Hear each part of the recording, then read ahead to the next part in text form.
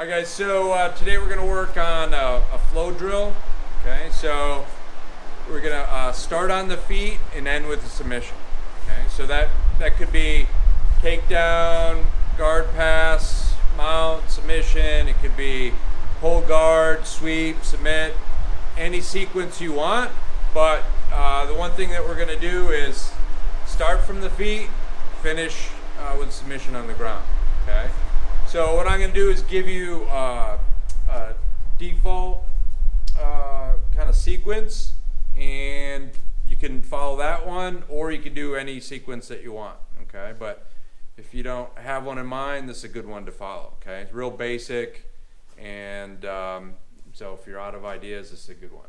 Okay, so what we're going to do is Brian's going to grab my collar here, going to break the grip.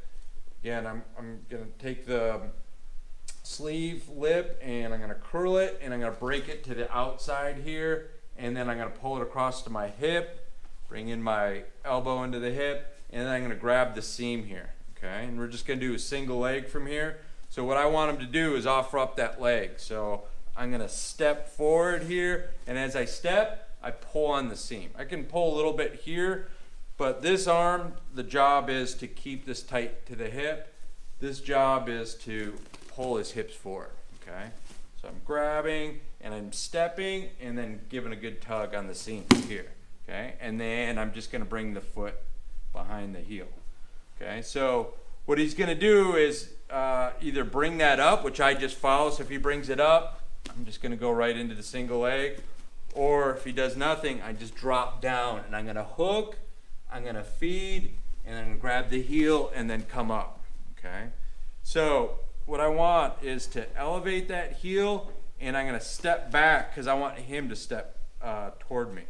So I step back here, and as soon as he does that, I'm going to step and I'm going to drive.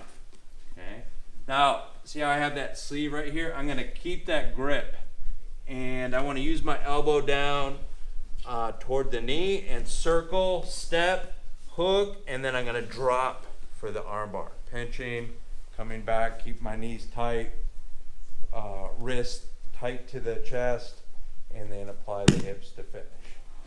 Okay. So it's the grip. I want to open up my stance a little bit because if I'm square, he can get a grip on the other sleeve or the collar. So I'm going to open up, double up on the lip of the sleeve, break it away. I'm going to bring it across, keeping my elbow tight to the back of my hip. I grab the seam, and again, I'm going to step in front of him. Okay, not away, but in front. So I'm in that L formation, and I want to step and pull on the seam. Now, I trap, come down, I hook, I feed, and then I come up. Grabbing the heel. I want to take a step back so he takes a step toward me, and as soon as he does that, I'm going to catch it and drive here. Okay. Now I want to keep pressure on that leg because he's just going to throw that leg over if I don't put any pressure on. So from here, I just bring the elbow down toward the knee. I circle, step over the head, and I want to bring all my weight down on the shoulder here. I don't want to fall back. I want to squat. And then I hook, and then from here I can let go. And as soon as I let go, I want to be pinching my knees here, focusing on the wrist, and I can bring my hips in to finish. Okay. So your sequence could be 2 moves, could be 3, could be 4, whatever you want to put together. But again, if you don't have one in mind, you can just do that as the default. Okay. Any questions on that? Okay.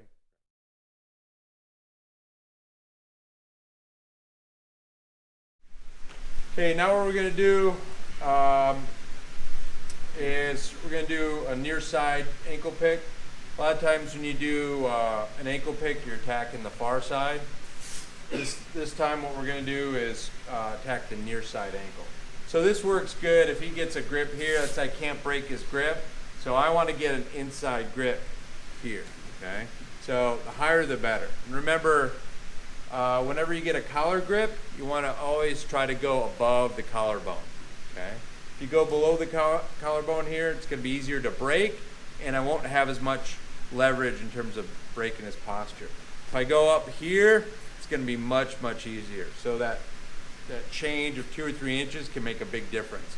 So focus on getting that grip. Okay? So take your time, get your grip, and then you can go. Okay? So I'm going to do the same thing as we did last time. I don't want to square up my hips here because, again, now he can grip here, he can grip the sleeve, grip my collar.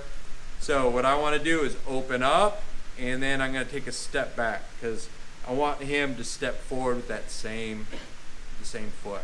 Okay? So I want to step here.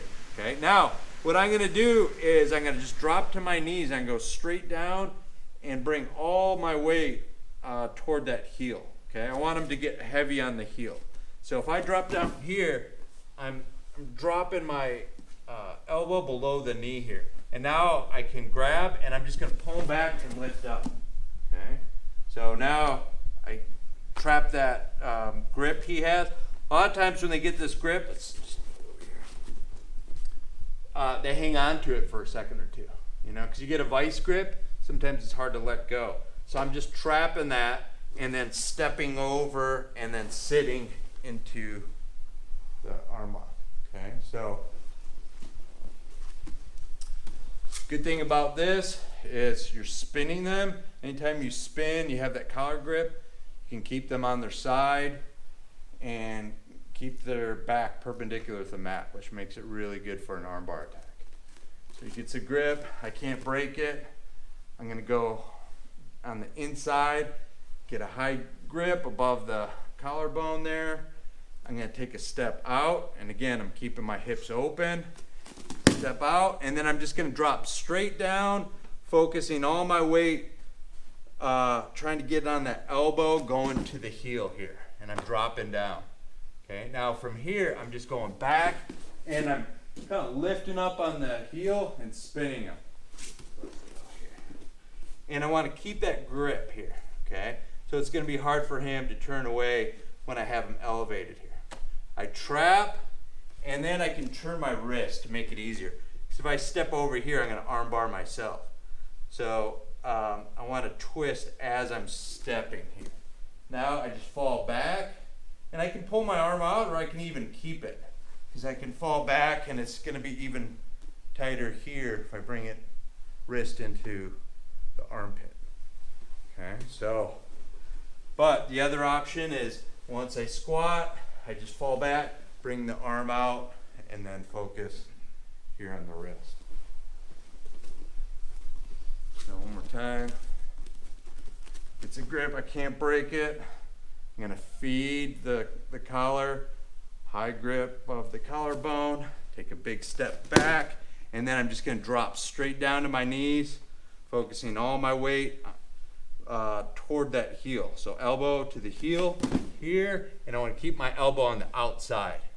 Okay, if I'm doing far side, I'm going to bring my elbow on the inside, but I'm going near side ankle here. So I'm bringing all that pressure down, I'm grabbing, and I want to pull them back that way. As I do that, I lift up and I spin them. Okay, turn my wrist, so it allows me to step over, I grab his wrist, his squat, pull my arm out, and fall back for the arm bar. Okay, so again, same thing. You can make that your default sequence, or you can create your own, whatever you want to do. Questions on that? Okay, do it.